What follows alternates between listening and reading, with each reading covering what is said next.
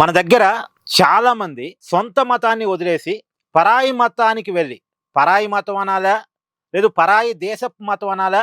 ఎవరికి వాళ్ళుగా డిసైడ్ కాండి. పరాయి మతంలోకెళ్ళి అక్కడ దేవుణ్ణి, అక్కడ సాంప్రదాయాన్ని పాటించడం మనం చూస్తుంటాం. కానీ America vice president JD Vance భార్యగా ఉన్నటువంటి ఉషా వ్యాన్స్, నా బలం హిందుత్వమే, నా మూలం హిందూయిజమే, నేను హిందూ మతాన్నే నమ్ముతాను, నా మీద నా భర్త వైపు నుంచి మతం మారాలని ఎలాంటి ప్రెజరు లేదు, నాకు కూడా మారే ఆలోచన లేదు అని చెప్పుకొచ్చారు ఆవిడ. ఈ మధ్య కాలంలోనే అమెరికా వైస్ ప్రెసిడెంట్గా ఉన్న జేడీ వ్యాన్స్ ఎక్కడో మాట్లాడుతూ, నా భార్య కూడా నా మతాన్ని స్వీకరిస్తుందనే ఆశ నాకుంది అన్నాడు. దానికి జేడీ వ్యాన్స్ భార్య ఉషా వ్యాన్స్ సమాధానం ఇచ్చారు.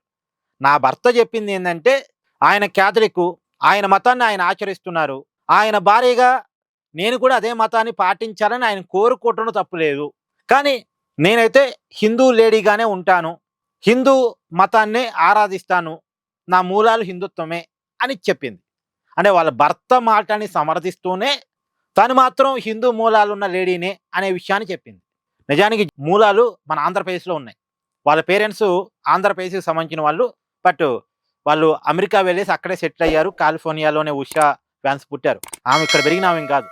ఉషా వ్యాన్స్ వాళ్ళ ఫాదరు మదరు ఆంధ్రప్రదేశ్ చెందిన వాళ్ళు, కానీ ఉషా వ్యాన్స్కి అయితే ఆమె అక్కడే పుట్టింది, అక్కడే పెరిగింది. అయినప్పటికీ మన మతం మీద, మన సంస్కృతి మీద, మన సాంప్రదాయాల మీద ఆమెకి చాలా గౌరవం ఉంది అనే విషయాన్ని మనం ఇక్కడ అర్థం చేసుకోవాలి.